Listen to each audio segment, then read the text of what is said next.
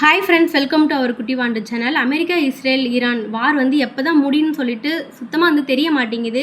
இப்படி இருக்கிற பட்சத்தில் தான் ஃபஸ்ட்டு வந்து அயத்துல்லா அலி காமெனி ஈரானோட சுப்ரீம் லீடரை வந்து டார்கெட் பண்ணி அமெரிக்கா வந்து கொண்டுட்டாங்க. அமெரிக்கா இஸ்ரேலும் வந்து சேர்ந்து வந்து கொண்டுட்டாங்க. அதுலேருந்தே இன்னும் அந்த மக்கள் வந்து மீளல. ஏன்னா அதுக்கு பதிலடி கொடுக்குற வகையில் தான் வந்து இப்போ வந்து ரொம்ப அட்டாக் வந்து ஈரான் கையில் எடுத்து ஹெவியாக வந்து அட்டாக் பண்ணிகிட்டு இருக்கிறாங்க. இதில் மறுபடியும் ஒரு தலைவர் வந்து இழந்துட்டாங்க அப்படின்னு சொல்லும்போது ரொம்ப வந்து கஷ்டமாக இருக்குது. ஆமாங்க, அலி லாரிஜானி அப்படின்ற ஒரு தலைவரை தான் வந்து இழந்துட்டாங்க. இவர் வந்து இப்போ அலி காம்னி இருக்கிறாரு இல்லைங்களா, அவருக்கு அடுத்தது இந்த மாதிரி வச்சுக்கோங்களேன். இவரும் வந்து பெரிய தலைவர் தான். இதில் என்ன ஒரு முக்கியமான நியூஸ்னால், இந்த ஃபஸ்ட்டு சுப்ரீம் லீடரை வந்து போட்ட அப்பயே இவர் வந்து சொல்லிட்டாரு, நாளைக்கு நானே கொல்லப்பட்டாலும் நீங்கள் வந்து கொல்றீங்கல்ல, எங்களோட முக்கியமான தலைவர்கள்லாம் பார்த்து கொல்றீங்கல்ல, நாளைக்கு நானே வந்து கொல்லப்பட்டாலும் அதை வந்து எங்கள் மக்கள் வந்து தியாகமாக தான் எடுத்துப்பாங்க தவிர அதை வந்து இன்னும் ஒரு அவேர்னஸாக எடுத்துப்பாங்க. இன்னும் வந்து எங்கள் மக்கள் வந்து எழுச்சி ஆவாங்க. நீங்கள் வந்து எங்களை வந்து வீழ்த்த தான் எங்கள் மக்கள் வந்து இன்னும் ரொம்ப கோபமாவாங்க. இன்னும் வந்து போராட்டம் வந்து அதிகமாக நீடிக்கும். உங்கள் மேலே வந்து இன்னும் ஹெவியாக அட்டாக் பண்ண போகிறாங்க அப்படின்னு சொல்லியிருந்திருப்பாரு. அதே மாதிரி அவரை கொண்டுட்டாங்க. அதுக்கப்புறம் பார்த்திங்கன்னா, ஈரானோட இராணுவத்தோட ஹெட் இருக்கிறார் இல்லைங்களா, இராணுவ தலைவரோட அதோட ஹெட் எல்லாத்துக்கும் அவரும் சொல்லியிருக்கிறாரு, இஸ்ரேல் வந்து ரொம்ப தப்பு பண்ணிடுச்சு.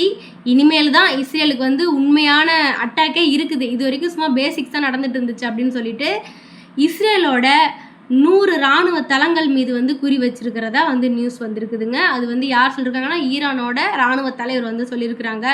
இது ஒரு பக்கம் இருக்க போய் அமெரிக்கா இப்போ தான் இருந்துச்சு, சரி ஒரு வழியாக நம்ம வந்து இந்த போரை நிறுத்திக்கலாம்டா அப்படின்ற ஒரு அளவுக்கு வந்துருச்சு. லாஸ்ட்டில் இப்போ நடுவில் வந்து இஸ்ரேல் பண்ண ஒரு இதால் வந்து அமெரிக்காவோட பிளான் எல்லாமே வந்து கொலாப்ஸ் ஆகிடுச்சு. இப்போ மறுபடியும் இப்போ அமெரிக்கா வந்து ரீசெண்டாக ஒரு நியூஸ் வந்து சொல்லியிருக்கிறாங்க. இது வந்து உண்மையாக என்னான்ட்டு தெரியல. நாங்கள் வந்து ஈரான் மேலே தரை வழி தாக்குதல் வந்து ஏற்படுத்த போகிறோம். அப்படி ஏற்படுத்தினா நிறைய வந்து உயிரிழப்புகள் வந்து ஏற்படும் அப்படின்னு வந்து சொல்லியிருக்கிறாங்க.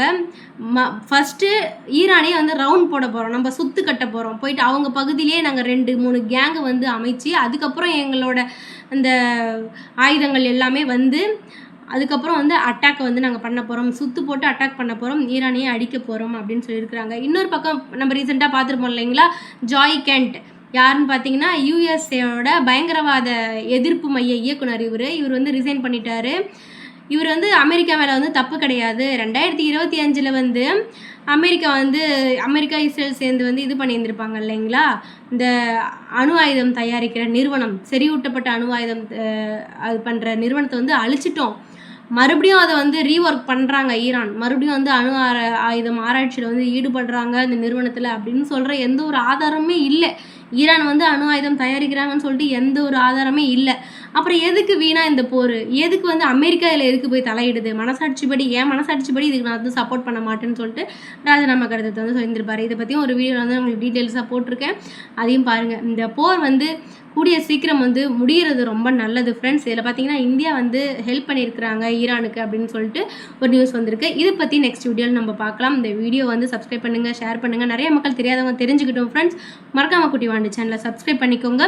என்ன நடக்குதுன்னு சொல்லிட்டு நெக்ஸ்ட் வீடியோவில் சொல்கிறேன். Thank you to all, bye.